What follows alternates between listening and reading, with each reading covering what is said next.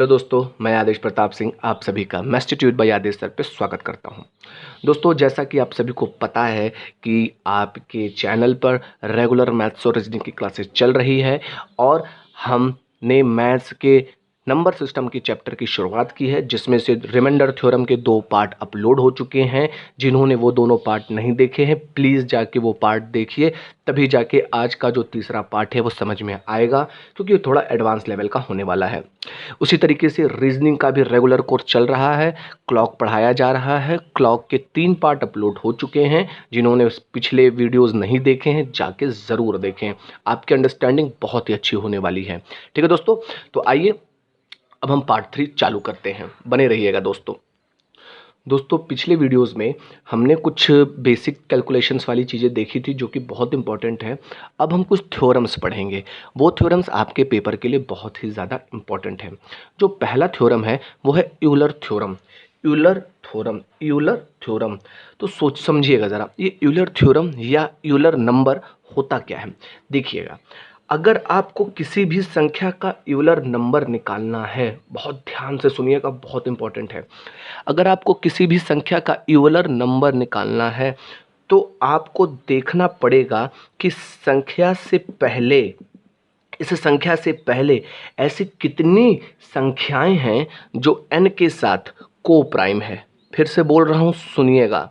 अगर आपको n का यूलर नंबर देखना है, तो आपको देखना पड़ेगा कि n से पहले ऐसी कितनी संख्याएं हैं जो n के साथ को प्राइम है। तो जितनी संख्याएं n के साथ को प्राइम होंगी, वही n का यूलर नंबर होगा। क्लियर है। अब थोड़ा मैं इसको डिटेल में बताता हूं। सबसे पहले समझ लेते हैं कि को प्राइम क्या होता है। को प्राइम मतलब 2 अंकों का HCF अगर 1 है, तो वो दोनों संख्याएं को प्राइम होती हैं। कहने का मतलब कि दोनों अंकों में कुछ भी कॉमन ना हो। फॉर योर एग्जाम्पल, जैसे 4 और 9 लिया, क्या 4 और 9 में कुछ कॉमन है? बिल्कुल नहीं। तो 4 और 9 एक दूसरे के लिए क्या हो गए? को प्राइम। क्यों? क्योंकि 4 और 9 का HCF क्या आ जाएगा? 1, क्योंकि इसमें कुछ कॉमन नहीं है। जैसे अगला नंबर देख लेते हैं, 5 और 6। क्या 5 और 6 में कुछ कॉमन है? ना 5 का कोई गुणनखंड 6 में है, ना 6 का कोई गुणनखंड 5 में है। तो इनका भी HCF क्या हो जाएगा? 1। यानी ये दोनों भी आपस में क्या है? को प्राइम। 8 और 14 देख लेते हैं, क्या ये को प्राइम नंबर है? बिल्कुल नहीं, क्योंकि 8 में भी 2 है और 14 में भी 2 है। 2 चौके 8, 2 सत्ते 14। इन दोनों में 2 कॉमन है, तो ये को प्राइम नहीं है। समझ में आ रही बात दोस्तों? तो ये छोटी छोटी चीज़ें हैं कि आपको बस चेक करना है को प्राइम। अब जरा मैं इसको नंबर के माध्यम से एग्जाम्पल करके आपको समझाता हूँ दोस्तों, पकड़ते रहिएगा। आइए दोस्तों, जैसे हम 4 का यूलर नंबर निकालते हैं, तो आपको देखना पड़ेगा कि 4 से पहले ऐसी कितनी संख्याएं हैं जो 4 के लिए को प्राइम है। यानी 1, 2, 3 और ये 4। एक एक करके अभी देखते हैं, फिर मैं आपको दूसरे तरीके बताऊंगा। ठीक है दोस्तों, क्या 1 और 4 को प्राइम है? हाँ बिल्कुल, 1 और 4 का मौसा HCF 1 आ रहा है, ये को प्राइम है। तो 2 और 4 को प्राइम है? नहीं, क्योंकि 4 में भी 2 होता है। 3 और 4 को प्राइम है? हाँ, क्योंकि 3 और 4 में कुछ कॉमन नहीं है। तो दोस्तों, फिर हम इसको ऐसे बोलेंगे कि यूलर नंबर 4 का कितना है? 2, क्योंकि 2 ऐसी संख्याएं हैं जो 4 के साथ को प्राइम है। क्लियर है दोस्तों? जो भी संख्याएं 4 के साथ को प्राइम है, वो सारे यूलर नंबर कहलाते हैं। ठीक है, एक एग्जाम्पल और देखते हैं, फिर मैं इसका शॉर्ट मेथड आपको बताता हूं। तो दोस्तों, सपोज अगर मुझे 10 का यूलर नंबर देखना है, बहुत इंपॉर्टेंट है। तो 10, 1, 2, 3, 4, 5, 6, 7, 8, 9 और 10। अब इस बार हम फिर एक एक करके चेक करते हैं, फिर मैं आपको शॉर्ट मेथड बताऊंगा। तो 10 से पहले ऐसी कितनी संख्याएं हैं जो 10 के साथ को प्राइम है, यानी HCF 1 है। देखिएगा, 1 और 10 को प्राइम है? बिल्कुल। 2 और 10 को प्राइम है? नहीं, क्योंकि 10 में 2 होता है, 2 कॉमन है, तो ये नहीं है। 3 और 10 को प्राइम है? बिल्कुल, क्योंकि 3 और 10 में कुछ कॉमन नहीं है। 4 और 10 को प्राइम है? बिल्कुल नहीं, 4 में भी 2 है, 10 में भी 2 है। 5 और 10 को प्राइम है? नहीं। 6 और 10 को प्राइम है नहीं भाई, 2 तियाँ 6, 2 पचे 10। 7 और 10 को प्राइम है, हाँ भाई 7 और 10 में कुछ कॉमन नहीं है। 8 और 10 को प्राइम है ना भाई, 2 यहाँ भी है 2 यहाँ भी है। 9 और 10 को प्राइम है, हाँ क्योंकि 9 10 में कुछ कॉमन नहीं है। यानी मैं बोल सकता हूँ कि यूलर नंबर ऑफ 10 बराबर है आपका 1 2 3 4, कितना आ रहा है 4। क्लियर है दोस्तों, ये चीज़ें आपको आई होप समझ में आ गई होंगी। लेकिन अगर कोई बड़ा नंबर होगा तो ऐसे तो हम लिखेंगे नहीं, तो डायरेक्ट तरीका क्या है, डायरेक्ट तरीका क्या है, ध्यान से सुनते रहिएगा। पहले मैं आपको डायरेक्ट तरीका बताता हूँ। जैसे मान लीजिए आपको 10 का यूलर नंबर निकालना है, तो सबसे पहले 10 को आपको अभाज्य गुणनखंड में तोड़ देना है। 10 को आपको अभाज्य गुणनखंडों में तोड़ देना है, यानी 2 गुणे 5 भाई, 2 भी अभाज्य 5 भी अभाज्य। तो 10 का यूलर नंबर होगा 10 गुणे।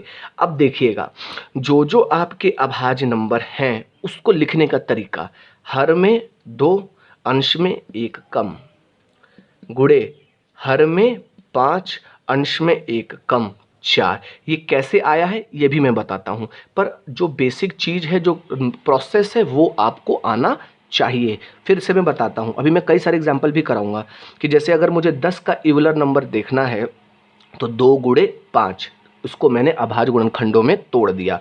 फिर 10 गुणे 2 है तो 2 हर में 1 कम अंश में, 5 है 5 हर में 1 कम अंश में। तो देखिएगा 4 आ रहा था ना, देखिए 5 दूनी 10, 10 से 10 खत्म, 1 गुणे 4, यूलर नंबर कितना आ गया दोस्तों 4 आ गया।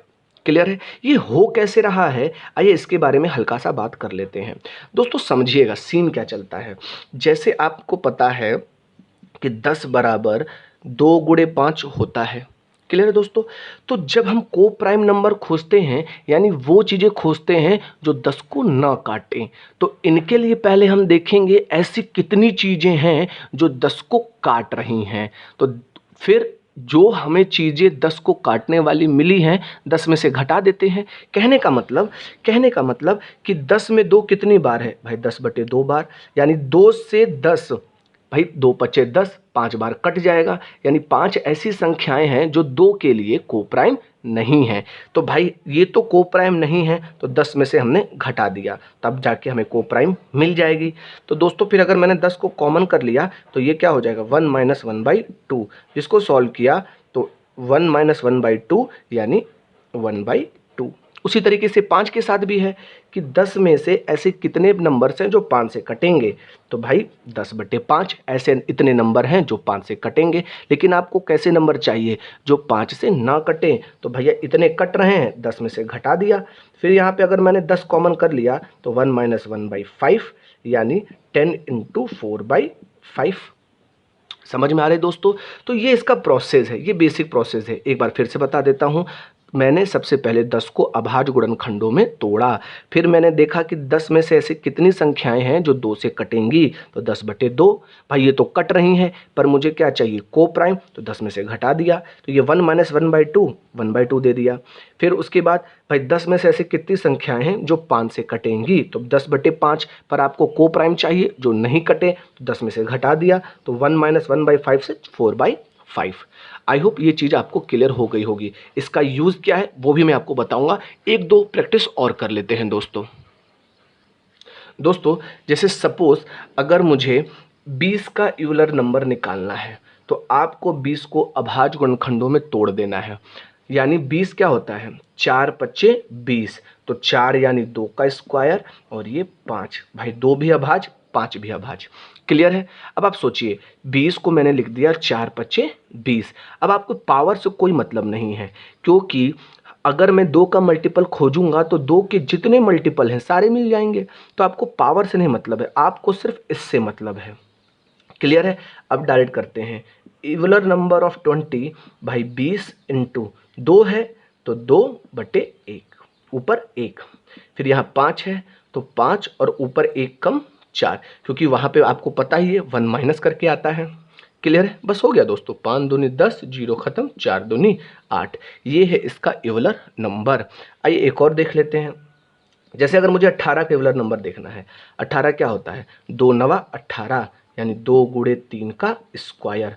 फिर वही बात दोस्तों, स्क्वायर से कोई मतलब नहीं है, सिर्फ इससे मतलब है। तो 18 भाई, यहाँ पर 2 है तो 2 ऊपर 1, यहाँ पे 3 है तो 3, 1 कम 2 हो जाएगा। 3 दूनी 6, 6 त्रिक 18। क्लियर हो दोस्तों? तो 3 दूनी 6, इवलर नंबर कितना आ गया? 6। क्लियर दोस्तों? एक और देख लेते हैं। 100 का जैसे अगर इवलर नंबर हमको देखना है तो 100 क्या होता है? 25 चौके 100, यानी 4 यानी 2 का स्क्वायर, 25 यानी 5 का स्क्वायर। समझ में आ रही बात दोस्तों? तो आपको स्क्वायर से तो मतलब है नहीं, सिर्फ इनसे मतलब है। तो इसका इवलर नंबर हो जाएगा 100 इंटू ये 2, ये 1 और ये 5, तो ऊपर 1 कम 4। क्लियर है?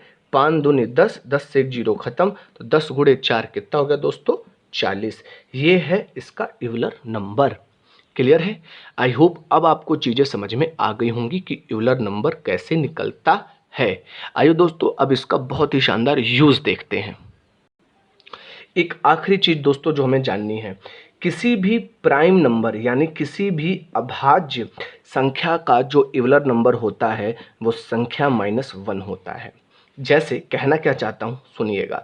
जैसे अगर मैंने पूछा कि 11 का इवलर नंबर क्या होगा, तो 11 तो खुद एक अभाज्य संख्या है, तो इससे पहले की सारी संख्याओं में से कोई भी 11 को नहीं काट पाएगा, क्योंकि 11 खुद क्या है? अभाज्य। तो इसका इवलर नंबर ऑफ 11 क्या हो जाएगा? 11 माइनस 1 यानी 10, यानी इसके पहले की 10 की दसों संख्या 11 के लिए को प्राइम है। उसी तरीके से अगर मैंने 23 ले लिया, भाई 23 भी एक अभाज्य संख्या है, तो किसी भी अभाज्य संख्या का जो इवलर नंबर होता है वो संख्या -1 होता है। क्यों? क्योंकि इसके पहले की कोई भी संख्या आपके इस संख्या के लिए को प्राइम रहेगी। ठीक है? तो ये तो था इवलर नंबर। अब एक आखिरी चीज़ कि इवलर नंबर लगाना कहाँ पर है। देखिएगा दोस्तों, कभी भी अगर आपको कुछ ऐसा दिया हो, यानी a के पावर स्मॉल n बटे कैपिटल N, कहने का मतलब आपको इस तरीके के कोई फंक्शन का रिमाइंडर निकालना हो, शेषफल निकालना हो, आप इवलर नंबर तभी लगाएंगे जब a और n आपस में को प्राइम हो। ये बहुत इंपॉर्टेंट चीज़ है। आप a और n तभी लगाएंगे जब ये आपस में को प्राइम हो। a और n यानी अंश और हर आप इवलर थ्योरम तभी लगाएंगे जब ये दोनों आपस में को प्राइम हो। ठीक है दोस्तों, आइए अब हम कुछ क्वेश्चंस करते हैं। दोस्तों बहुत ही ज़्यादा ध्यान से सुनिएगा, ये चीज़ें थोड़े एडवांस लेवल की हैं पर बहुत ही इजी वे में मैंने बताया है। अब चीज़ें सोचिएगा कि 13 के पावर 62 बटे 11 का आपको शेषफल बताना है। आइए अब हम इसको इवलर थ्योरम से करते हैं। दोस्तों बहुत ही ध्यान से सुनिएगा। सबसे पहले आपको देखना है कि अंश और हर आपस में को प्राइम हो। क्या 13 और 11 आपस में को प्राइम है? बिल्कुल। अगर ये को प्राइम है तो आपका इवलर थ्योरम लगेगा। अब लगाने की प्रक्रिया देखिए कैसे करना है, बहुत इंपॉर्टेंट है। तो सबसे पहले पावर को छोड़िए, सुनते रहिएगा बस, पावर को छोड़िए।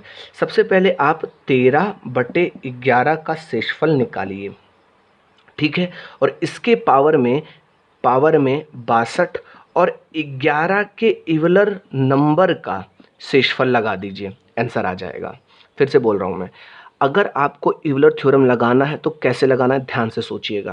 भाई सबसे पहले आपको पावर को छोड़ दीजिए, सबसे पहले आपको 13 बटे 11 का शेषफल निकालना है और इसके ऊपर 62 बटे इवलर नंबर ऑफ 11 का शेषफल लगा देना है, आंसर आ जाएगा। जैसे देखिएगा 13 बटे 11 का अगर मैंने शेषफल निकाला तो भाई 11 कम 11, 2 शेषफल गया। अब ऊपर देखते हैं इवलर नंबर ऑफ 11 क्या होगा। इवलर नंबर ऑफ 11 दोस्तों आप सभी को पता है कि 11 एक कैसी संख्या है? अभाज्य संख्या। अभाज्य संख्या का जो इवलर नंबर होता है वो संख्या में से एक घटाने पर यानी 10 होता है। क्लियर है दोस्तों? तो ऊपर का जो शेषफल होगा वो हो जाएगा आपका 62 बटे 10, यानी 2, भाई 10 छक्के 60, 2 शेषफल बचा और 2 का स्क्वायर कितना हो गया? 4। बस यही है आपका आंसर। बहुत ही इजी है दोस्तों, एक बार और सीखिएगा कि 13 बटे क्या है? 11। 13 और 11 कैसी संख्या होनी चाहिए? को प्राइम। अगर आपको यूलर मेथड से करना है तो सबसे इजी है, बस आपको समझना पड़ेगा। 4-5 क्वेश्चन में करवाऊंगा, अभी क्लियर हो जाएगा कि सबसे पहले आपको 13/11 का शेषफल लेना है और इसके पावर में 62 और यूलर नंबर 11 का शेषफल लेना है। तो 13 अगर मैंने 11 किया तो 13/11 का शेषफल क्या आ गया? 2। फिर 62 Euler number of 11। Euler number of 11 कितना होता है? 10। इसका अपन ने शेषफल निकाला, 62/10 कितना हो गया? 2। तो 2 का स्क्वायर बराबर 4। अगर ये संख्या जो 4 आया है 11 से बड़ी होती, यहाँ पर जो आता वो 11 से बड़ी आती तो दोबारा भाग करना पड़ता। चूंकि ये 11 से छोटा है तो यही मेरा शेषफल है 4। क्लियर है दोस्तों? बहुत बढ़िया। अगला क्वेश्चन देखते हैं दोस्तों। अगला क्वेश्चन ये रहा, ध्यान से समझिएगा। 197 के पावर 395/10। अब आपको इसका शेषफल निकालना है। तो मैंने क्या प्रोसेस बताया? सबसे पहले हम 197/10 का शेषफल लेंगे, ये मैं आपको समझाने के लिए इतना लिख रहा हूँ। फिर पावर में क्या लेंगे? 395/10 के यूलर नंबर से भाग देने पर प्राप्त शेषफल। तो सबसे पहले देखते हैं दोस्तों, आइए।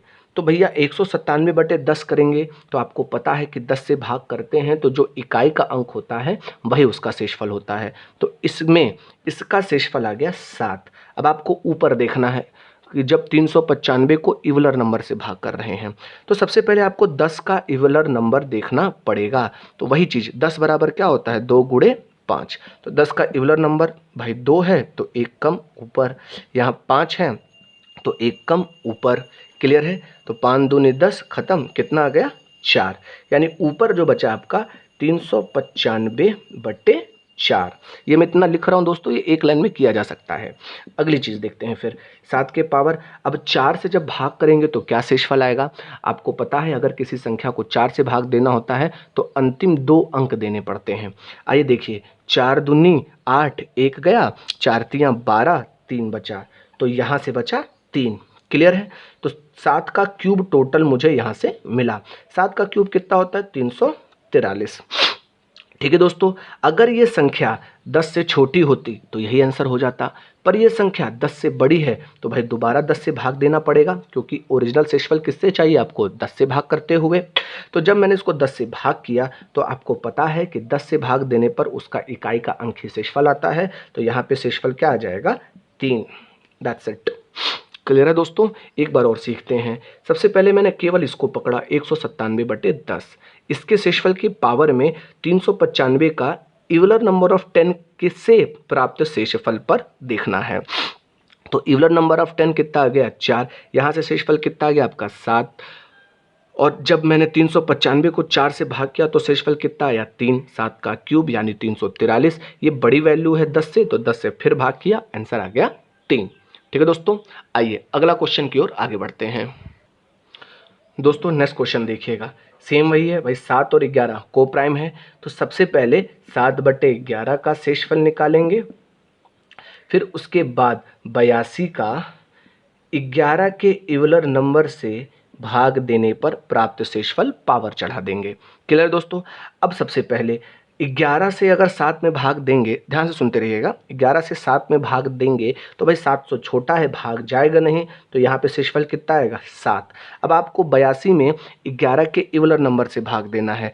ये कॉन्सेप्ट मैं आपको बता चुका हूँ कि किसी भी अभाज्य संख्या का यूलर नंबर संख्या में से एक घटाने पर मिलता है, क्योंकि उससे पहले सारी संख्याएं 11 के लिए अभाज्य होंगी। तो अब 82/10। क्लियर है दोस्तों? अब 82/10 की अगर मैं बात करूं तो भाई 10 है तो 80 तक पूरा कट जाएगा, 2 बचा, तो ये मिला आपको यहाँ से शेषफल 49। लेकिन अगर ये 11 से बड़ा है, ये 11 से बड़ा है तो दोबारा 11 से भाग देना पड़ेगा। तो ये हो गया 11 चौक 44, 44 तक कटा, शेषफल कितना आ गया? 5। क्लियर दोस्तों? इतना ही ईजी है, इतना ही मज़ेदार है, लेकिन उसके लिए आपको चीज़ें थोड़ी समझनी पड़ती हैं। एक और क्वेश्चन देखते हैं दोस्तों। चलिए दोस्तों अगला क्वेश्चन देखते हैं। भाई वही चीज़ है, 32 और 9 को प्राइम है, इसमें कुछ कॉमन नहीं है। तो सबसे पहले हम 32 और 9 का शेषफल लेंगे और पावर में 50 और यूलर नंबर ऑफ 9 का शेषफल लेंगे। क्लियर है? तो सबसे पहले इसको देखते हैं। जब 32/9 किया तो 9 तियाँ 27, जब 27 किया तो शेषफल कितना बचा? 5। अब यहाँ पे शेषफल देखना है तो सबसे पहले इवलर नंबर ऑफ 9 निकालना पड़ेगा। अब 9 यानी 3 का स्क्वायर, यानी अभाज्य गुणनखंडों में तोड़ दिया। मैंने आपको बोला कि स्क्वायर से कोई मतलब नहीं, आपको केवल इस 3 से मतलब है। तो इवलर नंबर ऑफ 9 हो जाएगा 9 इंटू, भाई ये 3 है, ऊपर 1 कम 2।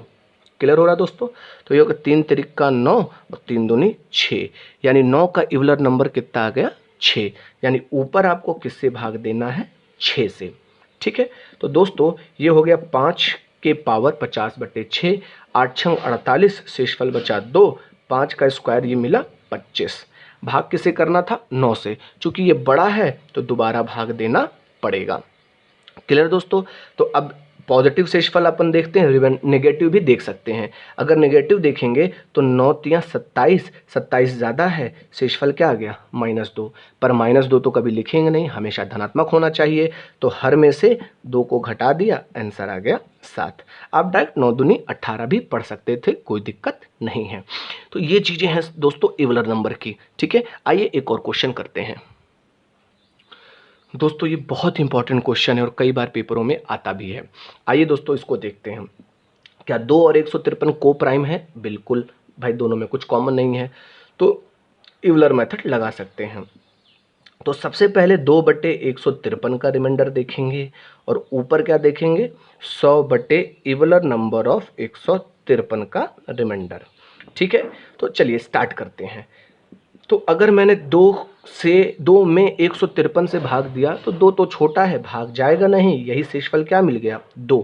अब बस इसको देखना है। तो 153 का अगर मैं इवलर नंबर निकालूं, 153 क्या होता है भैया आपका 17 नवा 153। भाई 17 नवा 153 होता है कि नहीं होता? याद पढ़ा तो याद होगा ना दोस्तों, 17 नवा 153। तो अगर मैं करूं 9 यानी 3 का स्क्वायर और ये हो गया 17। क्लियर है दोस्तों?